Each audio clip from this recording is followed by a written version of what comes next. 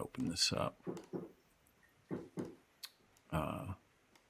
So the article that we're going to follow comes from Curbed, which is, funny enough, a New York Magazine real estate segment. But good news is this is about California, and Alyssa Walker, the journalist, senior writer at Curbed, is all about real estate development and architecture, and she's been doing it a long time. So let me just go ahead and read through it, and we'll go from there. California is becoming uninsurable. State Farm will no longer provide home insurance to new California customers. The company announced on Friday, citing historic increases in construction costs, outpacing inflation, rapidly growing catastrophe exposure, and a challenging reinsurance market. In other words, it's getting too expensive to rebuild homes lost to the state's increasingly destructive wildfires. And the largest property insurance company in the country, retreating from the country's largest property insurance market, isn't just an inconvenience for potential homeowners. It's a sign of what's to come. Over the past 5 years, wildfires have destroyed 25,000 homes in the state. In 2018, the most devastating year on record. Californians filed $11.7 billion in wildfire-related claims. But even when homeowners manage to avoid the flames, they often emerge from disaster only to learn their properties are no longer covered. This phenomenon, called non-renewal, has recently become a problem for mansion-studded, fire-prone communities like Montecito. But it's also happening in less wealthy places, like Paradise, where the Camp Fire destroyed 90% of the town's homes 5 years ago. The state has tried to help by creating its own high-risk insurer, offering financial help to build more fire-resistant homes, and announcing new real estate guidance urging local governments to put mitigation efforts in place to avoid financially calamitous situations for homeowners. This ends up saving taxpayers money too. When a neighborhood goes up in flames, the rest of the state shoulders the costs. But the ultimate solution that would save lives and homes has been a political third rail. The state should simply not allow people to live in high fire risk areas in the first place.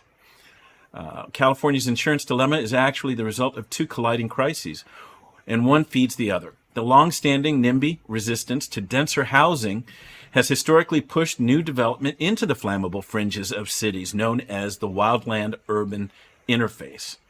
Now, as fires chew through more homes, the state is falling far short of its housing production goals. In 2020, a particularly destructive fire year, the number of homes that burned was equivalent to 1/7 of the homes built during the same 12-month period. Wow.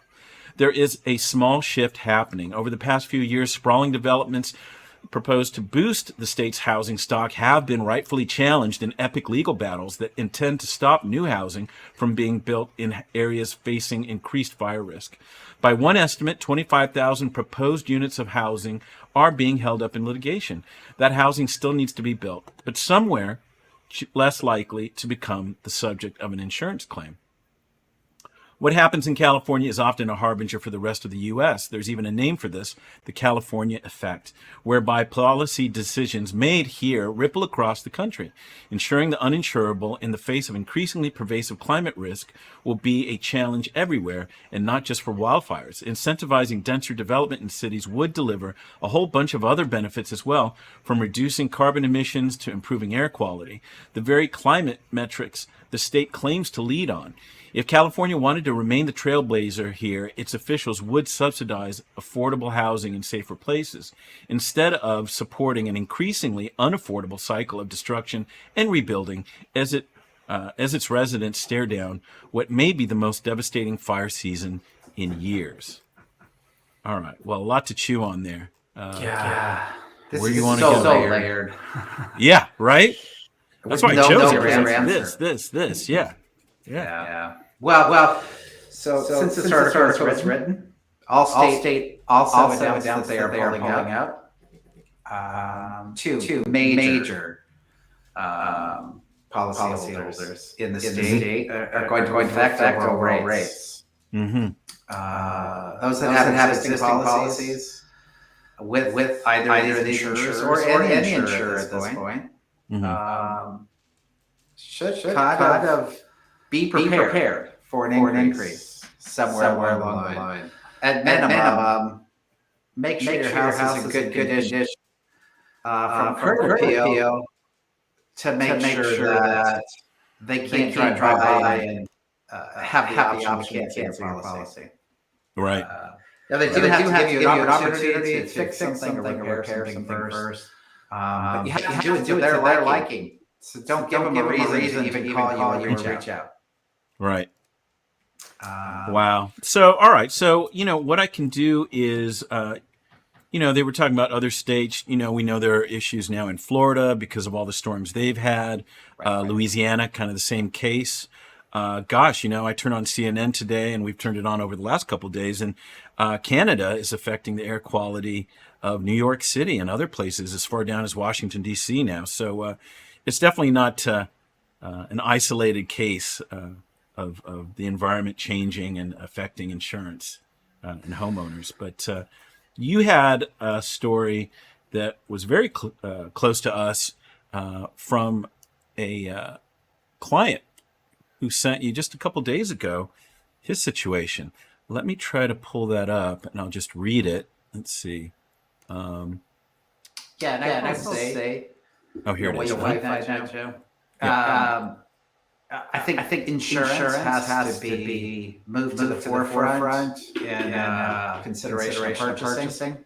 Even when you speak with your lender, am I considering buying in the Hillside area? Because rates have gone up. If you had a California Fair Plan, almost three times the amount of what was a traditional policy. Yep. Well, let me just read the response. On our client's behalf, I guess you went to an agent and asked what? What was the situation? Why don't you set it up? Sure. Why did our client call you? Client reached out because of the scenario I just described. Mm-hmm. They got a notice from their insurance company, did a drive-by, and requested a series of things to be worked on the house so that they can maintain their policy. They did the repair, they believe, which was satisfactory. Sent them photos, and insurance asked for substantially more work, which I personally felt was unjustified.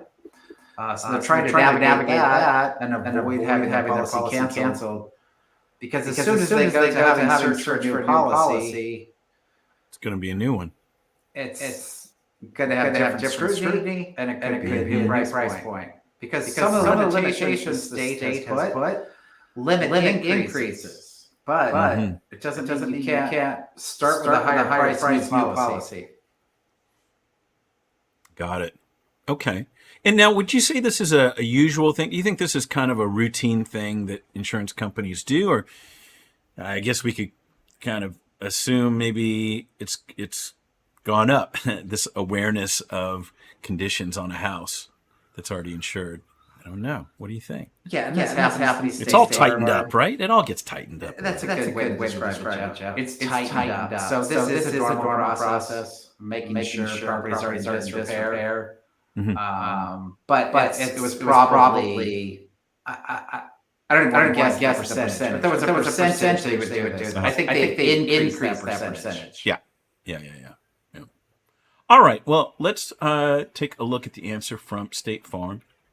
Now, Allstate also just recently pulled out of the market. So I think State Farm's number one in the nation. I've got to imagine Allstate is almost right behind them. But here it is. Good afternoon, Darren. State Farm is currently not accepting new business. Homeowners, renters, rental dwellings, apartment buildings, business policies. Additionally, any change in a current policy, a renter moving and generating a new application or purchasing a new home would trigger a new application and no coverage would be extended. There it is. We are retaining our current policies and are renewing them at this time. We are insulating our current business by declining new business, which brings with it increased claims and payouts, which have been exorbitant with rising inflation. State Farm does not intentionally seek out to cancel anyone's policy. It does, however, require policyholders to mitigate any potential claims and correct any deficiencies which could lead to a catastrophic claim. This would include cutting back brush, replacing or repairing roofs, and or documenting they are in good condition by a contractor, painting or repairing, peeling paint to avoid dry rot, etc. removing items near a home which could catch fire. The language in the homeowner's contract received by every policyholder specifically states the policyholder is required to maintain the property in good condition. State Farm periodically sends out third-party vendors now to inspect properties in an attempt to mitigate potential claims and to ensure the policyholder is maintaining their property. Many of our claims are due to deferred maintenance or a complete lack of maintenance by policyholders. As you are aware, State Farm has ceased writing new business, as have many other carriers. I would highly advise your friend to comply with the request and do so well before the required due date to avoid cancellation. There are no rewrites to any cancellations, and most carriers are not taking on new business. If documentation is not received with a sufficient time for review, the policy may be canceled even if documentation was submitted late. I would ensure everything is in good order and submit it 60 to 75 days before the due date or renewal. Even if a carrier does accept new business, a new applicant may be subject to exorbitant pricing, if not now, at renewal. Most carriers are in line with the Department of Insurance for further increased premium pricing. Kind regards, Patricia. So, very well written letter. I'm sure that's a form letter of sorts. Yeah, I think so too. Right. What do you say to that, man? I mean, it makes me think, all right, so where are new homeowners going? And who are the brave insurance companies walking in here to take on this risk? There are some. They're out of state. Bamboo insurance is what I've heard multiple times. The backdrop, worst case scenario, California Fair Plan, state-funded insurance is for fire only. You have to buy an additional policy for liability. So you have having two policies. And Fair Plan also has very high deductible. It's not the $4,000 deductible. It's much higher than that. Right. So there is a backdrop that hasn't had to be fully put into effect. But for some people that is the answer. And certainly in a high fire area. Maybe some of the steep terrains. There's some pockets in the areas we serve that it applies to. Right. So well, I guess would the closest thing maybe is the example of Florida, where they have insurance, state insurance. Well, I don't know the details of Florida. I do know enough, and I've read about it. Basically say yes. Mm-hmm. And insurers left wholeheartedly. Florida said we'll take care of this for our people, and found secondary companies to help assist. But then they got hit with some back-to-back events, and now that's in jeopardy. Right. In the end, we all have to realize insurance is a business. Yep. At the state level, maybe the only thing that would ever offer this government. Maybe it could be a business that doesn't require profit. Right. Because every other entity as a business has the right to seek profit. Right. So I know. As you were saying that, I was thinking, oh yeah. So does this mean like maybe someday in the future this will be federal insurance, or like you said, somebody that doesn't need to make a profit? Certainly when you get up to that level and that volume, they talk about a big fire in a certain area. Basically, the people who pay for that are people in flatlands where there's no fire, where there's no policies, right? Mm-hmm. Across the board, everybody pays for it, and the higher up you get, all the way to the federal level, but they could manage that. They cover more geography. But with climate where it is, and the combination of climate-related policies, even at the federal level, there could be an issue there. I think one thing clear is people have to prepare for much higher insurance rates. Yeah. Well, I think it's happened in the last couple transactions we've had, right? Where it really becomes a sizable number that needs to be considered when affording a home. Yeah. Depending again where you are, but yes. And that's relative. Right? What you're covering is the structure. And that's a really important distinction. mm-hmm. Is that in higher priced areas, the structures won't cost that much more than other areas. Maybe labor's cheaper in one country, one state or the other. But in the end, the structure is a similar price. So if you're talking about a $2,000 insurance policy in a $2 million neighborhood, and a $2,000 insurance policy in a $300,000 neighborhood, there's a big difference there. Yeah. So particularly at those lower price points, it's going to be more impactful. I think about this up in Crestline, where I have a place. I really think it's affecting home prices at this point. Right. Because it's not as high priced as the area you typically serve. Wow. It's something to stay aware of in a purchase. Much more than ever.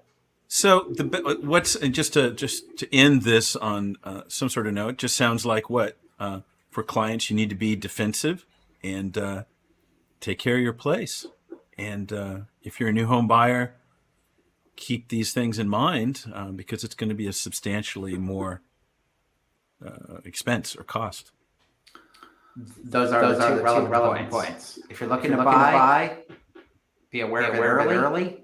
Mm-hmm. And if you are existing, you might want to do a walk through around your house, see if there's anything that stands out, and be defensive, as you said, to prevent a potential request from your insurance company.